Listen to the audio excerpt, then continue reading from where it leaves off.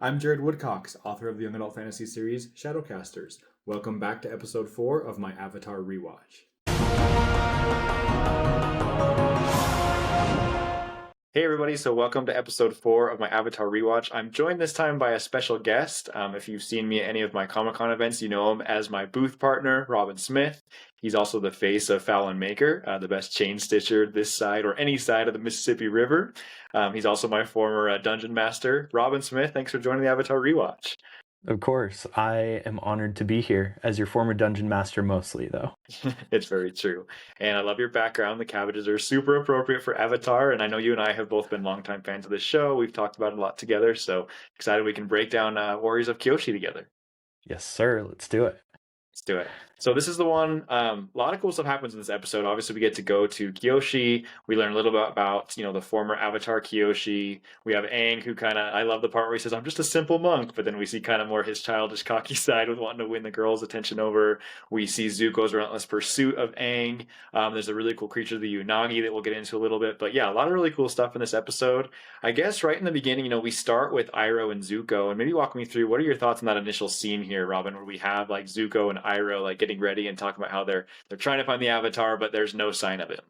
I mean, I think when I very first watched it, the thing that really captured me the most, I was like, okay, yeah, so we're picking up where they left off in the last episode, but Iroh's line, like, you should really open a window in here. For some reason, like that's what caught me, and I was just like, oh my gosh, like it's unrelenting, the like lightheartedness of the series, like from start to finish, and you kind of think like, okay, they're gonna get upset or like something horrible is gonna happen. It just I love the playfulness.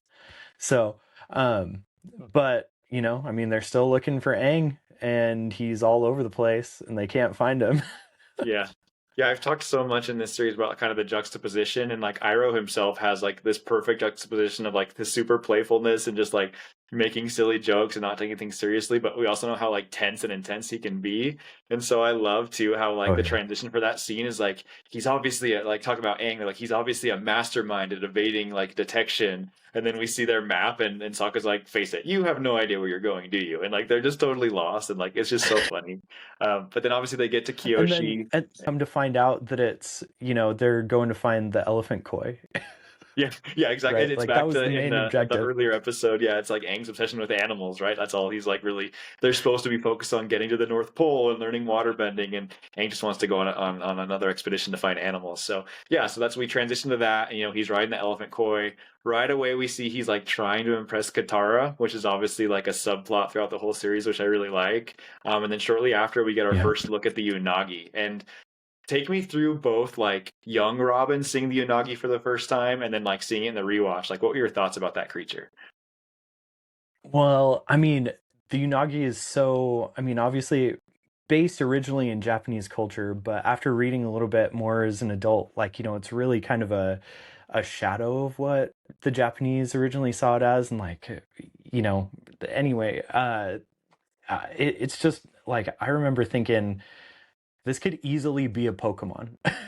You know what I mean? Like Yeah, the water blasting and stuff like that, obviously later on in the series, but yeah, just a super cool design. Like I don't know if obviously there are a lot of like hybrid creatures, but this was a really cool, just like original Avatar creature.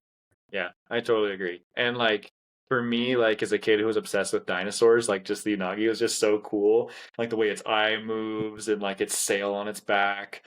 Like just super iconic that way. And then like I think of to tie this a little bit into my series Shadowcasters is like obviously Pokemon was a huge influence for Shadowcasters, but I think Avatar's creatures really were as well, between like the hybrid type animals and then this thing like the Unagi. Like I could totally see this being like an advanced shadow creature that Master Toshio rides or something like that, right? Like there's definitely some cool tie-ins there. But 100%. Yeah. I could yeah, totally see the Unagi as a shadow creature too. yeah. And then like I love how in these episodes of Avatar, like whenever there's something kind of like out of the blue or like unexpected or unexplainable, it usually has a cool payoff later on. Like I talked about how in the first episode they do the penguin sledding, and then the second episode, like Aang uses the penguin to slide back in to protect him. Like there's a cool payoff, right? Well, in this one, obviously the Unagi has a super cool payoff, and then it comes back later. It comes back later on. They use it to put the fire out in the village. Like it's just so cool how they have like these little simple payoffs and cool things within the episodes. Oh yeah, heck yeah. I mean, like, and not only just that, it's kind of interesting. The elephant koi is kind of a foreshadowing for the end of book one, which is kind of interesting. So I won't give away spoilers, but Yeah, I hadn't thought about that. for That's those who are cool. watching for a first time. But and then I also really loved, kind of staying on the theme of animals, was the Komodo rhino. They were just so rad. I mean, we get three brand new creatures in this episode, Yeah, and that's kind of another feature, like, to your point, of Avatar and Shadowcasters, is you're constantly getting like these new interesting creatures with abilities, and you'd think like Pokemon has probably done it all, yeah. right, in quotes, but it's just cool to see there's so much more that you can do and so much more that can be imagined and stuff like that. So Yeah, I totally agree. So we have to address one thing in this episode that has always been kind of an eyebrow raiser to me, but they realize that Aang is the avatar in this village of Kyoshi, where obviously they've kind of said they want to be neutral, and then they revere Kyoshi. That's the namesake of their island. But tell me your thoughts on the foaming mouth guy, because this has obviously become something of a dude, meme. okay. And like I remember, like this part's always weirded me out. I'm like, what in the heck was that about? It's always been where like I look at my wife or like whoever I'm watching it with, or like, what is with this dude? So I got to hear your take on the foaming mouth guy.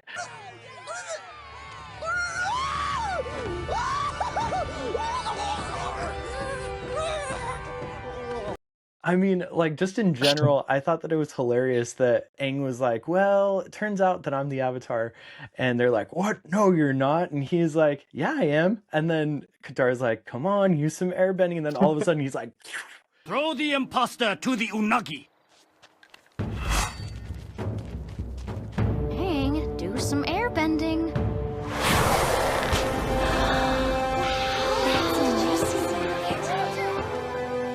It's true. and like everybody just freaks out. They're like, oh my gosh, it is.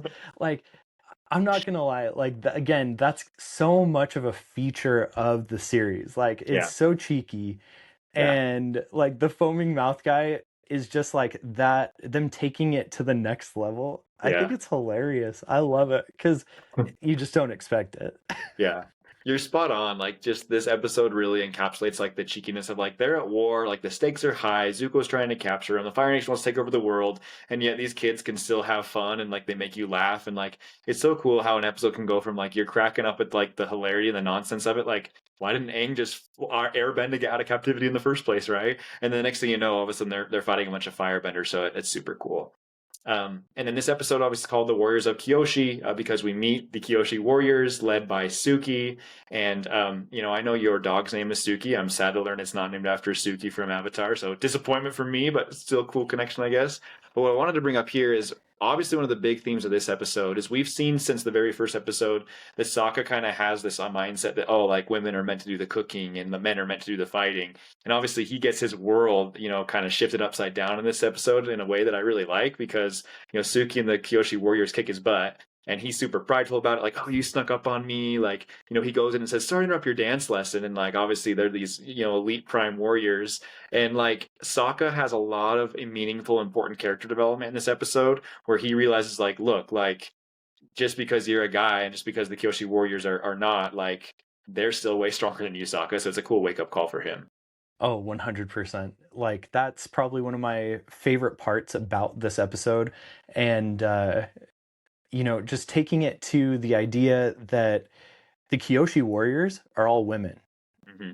That is so unconventional in like most tropes. Like, the fighting is left to the women. You kind of see it in Black Panther, right? Like, you see that the women are the warriors and the men are the defenders in essence, but here it's only women who are fighting and defending. And like there's a lot of, like you said in the beginning, very neutral ground.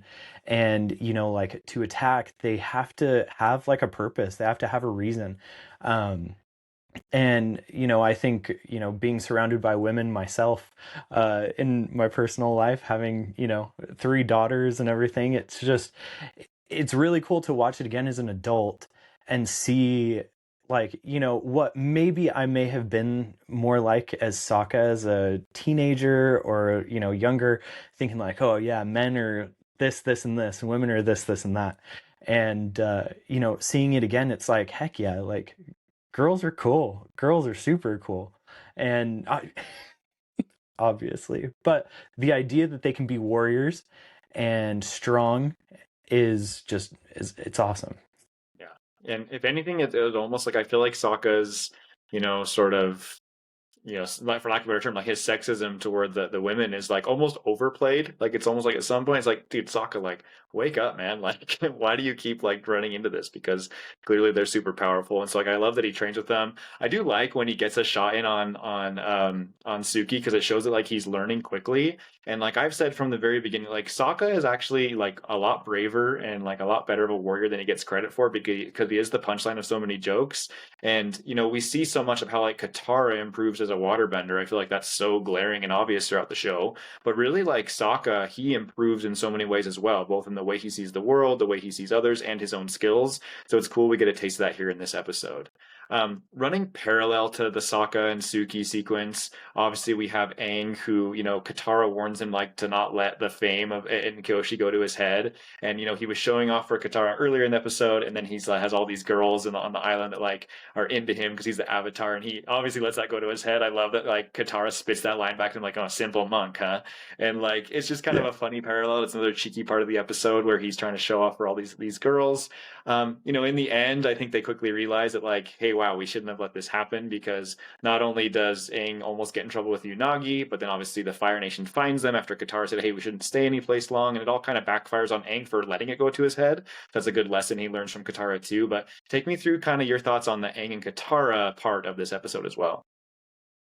Dude, I'm so glad you asked. That was one of the things that I highlighted in my notes when I was watching, is this is the very first time that you see Aang and Katara kind of clash a little bit with interest. Obviously, from the very beginning of the episode, when we find out that Aang wants to go see Elephant Koi, I could only imagine what Katara was thinking, like, oh, great, like, like you said, we're supposed to go to the North Pole and master waterbending, and it just wasn't anywhere on Aang's radar. And so you see a lot of that like complacency from Katara, not really being into what's going on. Almost every scene that you see of her, she's practicing waterbending in some way, or just trying to hone her craft. And then Aang obviously just kind of Angie.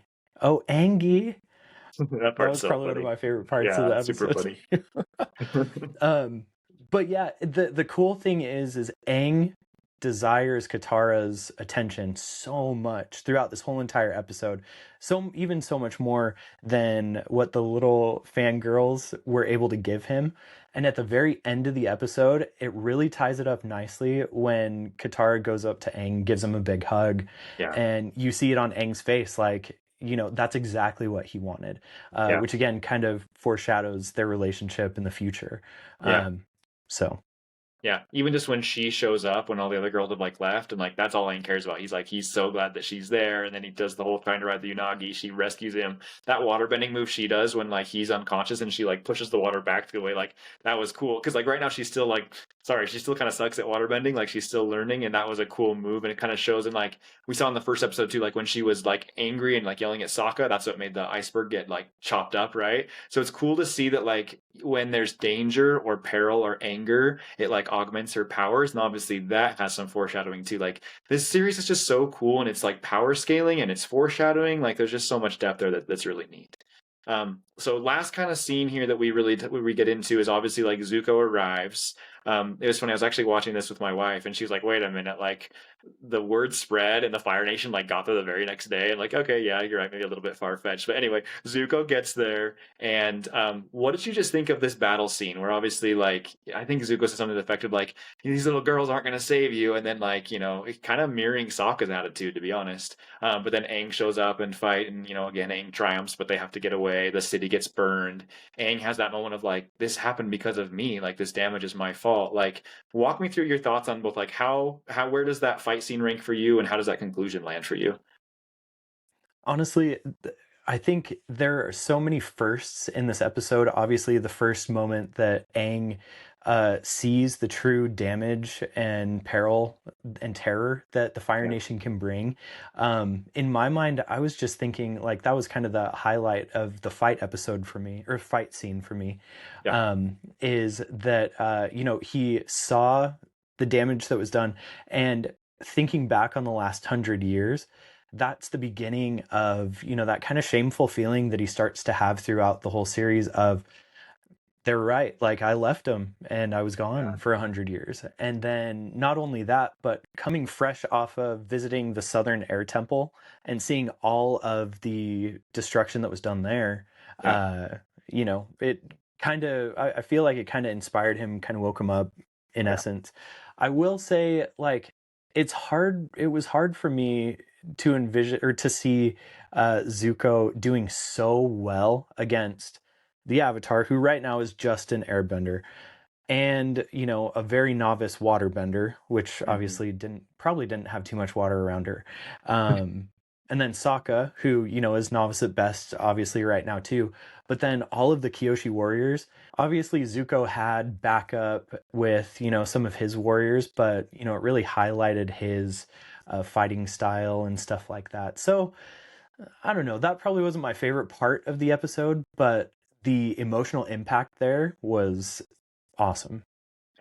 Yeah, I'd say the fight scene to me left like a little to be desired. Like there's some cool components of it, but I agree, like judging the balance of skills of like Zuko versus the Kyoshi warriors and others, it kind of left me like unclear, especially like we see in that very first episode that Zuko like dominates Sokka. But also we see the Kyoshi warriors like are presumably pretty tough before, and so I don't know. There's just some aspects of it that, like it didn't feel like it was fully fleshed out as far as what the combat would be like, but it's still a pretty good scene. And then obviously I do love that Aang, by riding the Unagi, he saves the day, and it shows that like, hey, he can master animals, he can learn from his mistakes, he's willing to take like bold chances when he needs to. So kind of a cool way to have him then save the village. And then like I do like at the very end that you had that guy that was kind of like, we want to be neutral, like whatever, but he obviously comes out, like they don't explicitly like say it, but like you see him, like obviously he now reveres the Avatar, they've cleaned that Kyoshi statue in Aang's honor, and it's just kind of like in the end, like it's like Aang has brought hope. It's this microcosm of like, yeah, even though the Fire Nation came and provided destruction, Aang's return and the Avatar's return gives them hope, and that guy kind of changing his tune at the end was a cool way of that. So anyway, in conclusion, I just want to take a couple minutes. Tell me like one thing you really liked about this episode. I'll do the same, and then let's do one thing you didn't like as much about this episode, and then let's rank it. And for the viewers, Robin and I have not revealed our ranking for this episode before, so we may have a disagreement here live. Let's see what happens. But yeah, tell me quickly one thing you like. One thing that I really liked, kind of going back to the Kyoshi warriors and Suki, was Suki's line when she was talking to Sokka behind that building. She said, "I am a warrior, but I'm a girl too." I am a warrior, but I'm a girl too. And I thought that was kind of a really tender moment. Obviously, she kisses Sokka on the cheek and he blushes, which is awesome. Like the idea that I already touched on it a little bit earlier, but the idea that she could be so strong and so brave, as to be the face when, for example, the Fire Nation strikes, right? Mm. Like she's going to lead the warriors into battle, but still have this femininity about her. And still, have that soft, tender side, even so much to when, a pesky boy comes around saying like, oh, those dancing lessons, she's willing to let him in and, just teach him. And, I feel like most other men would kind of run somebody like that off. Yeah. Yeah, there's a lot of parts I like in this episode. I think you hit some cool stuff there. I actually like when Sokka is first in there and like still trying to act tough and like he can match him. And obviously, like every little step he does, like Suki just dominates him. And then I love the part where she ties his hand to his ankle and he's like wrapped up like that and then falls over. Like I was just laughing so hard at that part. That part was so cool and so demonstrative of like the difference in their abilities at this point. So that was really cool.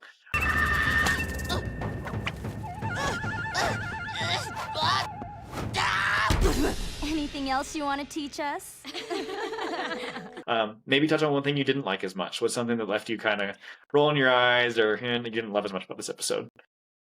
Like two things mostly. I mean, we talked about the fight scene. I feel like that was kind of average for where we're at 4 episodes in. Yeah. But one thing that I didn't really like was some of the needless commentary, such as when Zuko comes in with this huge plate of food and puts it in front of Uncle Iroh, and they're talking about like how Aang is eluding them and stuff, and so Zuko's like, he's not getting away from me this time, and he walks off, and then Uncle Iroh is like, are you gonna finish that?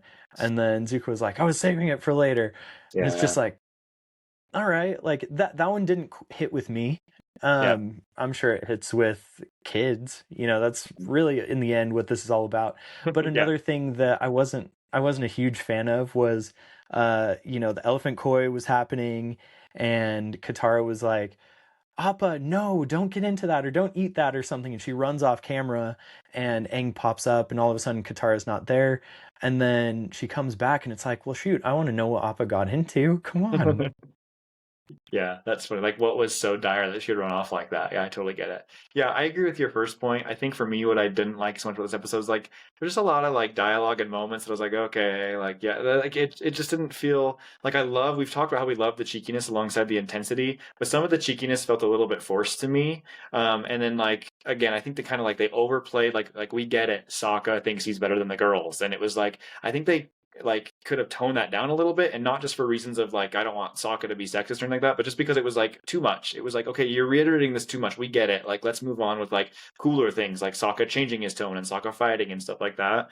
And then also, some of the stuff with like Aang and the girls, and like it's funny when he does like the little airball thing and they get like sick of it. Like I liked that part of it, but I just felt like a lot of those scenes were sort of overplayed. And yeah, I agree. Like Iroh, Iroh is like my favorite character. Like, but there were some instances in this episode where I felt like he wasn't true to the character that I know him as, where it's almost like he's too far on the goofy side. Like, I like when Iroh is clever. I don't love when he's just kind of like goofy. And to your point, that are you going to finish that felt more of like on the goofy side to me. So yeah, just a few things of like throughout the episode where there was kind of a vibe of like, okay, it's making me roll my eyes a little bit. And again, we have to remind ourselves this was originally a kids show, and I think they did eventually, as the series goes on, realize, okay, it doesn't need to be quite as like immature, because there are a lot of old people that love this show. But this is kind of one of those early episodes where there were some eye roll moments. But okay, with that said, let's rank it. As you know, I've been super optimistic so far. I think I've been really swept up in like the iconic nature of these early episodes.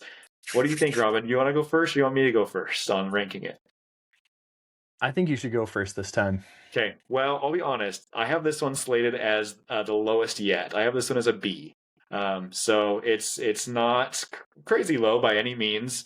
The two that I gave A's to, I feel like they were just like very iconic. They really set the scene, and there were moments in them that like literally took my breath away. Whether it's the time Aang goes into the Avatar state for the first time, whether it's the boy in the iceberg like coming out, or this really emotional moment of like Aang still wants to be a kid.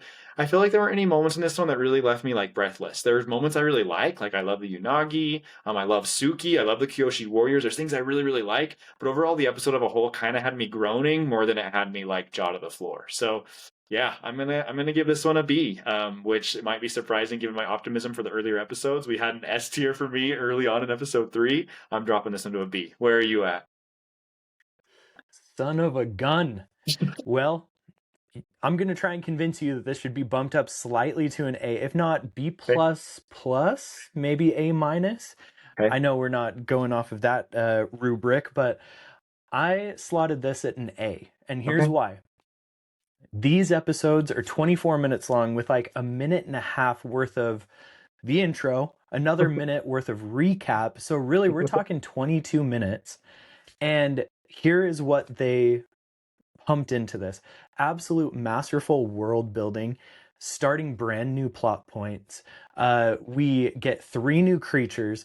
Aang's desire for Katara's attention, Sokka's misconception of gender roles, We learn about Avatar Kyoshi, which is probably one of my favorite avatars outside of Aang. Yeah. She is just so rad, and the culture that she inspired. Sokka and Suki's relationship obviously starting to grow. Zuko obviously continuing to track them down. The Kyoshi warriors, aside from the culture of Kyoshi, just like that unit in general is amazing. Aang's obviously, his witnessing turmoil from the Fire Nation. But also, again, to your point, Aang's creative use of the unagi, which was awesome. And then Aang and Katara's relationship deepening after their first tension. And one thing that you touched on that I absolutely loved, which I really would put this as a staple episode specifically for Sokka's storyline. If like, where would you start Sokka's story without this episode? With, his growth from number one. I feel like this is maybe even an episode surrounded by him, or centered on him. But the point that you made, that Aang's presence helps people, but it also puts them in danger. Yeah. I think that is solidified in this episode. And anyway, so I put it right there in an A. Okay. Well, you do make a convincing argument, and I won't argue no matter what. Like, this definitely has things that feed into the rest of the series that are important. We've got to have some episodes in the B, don't we? Can't have all S's and A's, right? That's true. like, It's true. I don't know. We'll see, because I can think of some very clearly that I think we'll both agree on will be B's and C's. We'll see. I think I'm gonna leave this one as a B for now, Robin. But if I get Keep it as a outraged in the B. comments and if people are telling me I'm crazy, come to episode 5, maybe I'll bump this one back up to A. But it's definitely gonna be at the very high end of the B tier, or I'll slide it up to A if I get enough people coming to me with torches and pitchforks. But anyway, thanks so much for joining. And I love talking about this one with you. I'm super excited for the next episode. It's the King of Omashu, which I know is going to be full of cheekiness that we're going to have fun talking about. So leave us a comment on if you agree with Robin's assessment of it being an A tier or mine of it being a B tier, and we'll look forward to seeing you in the next episode. Thanks, everybody.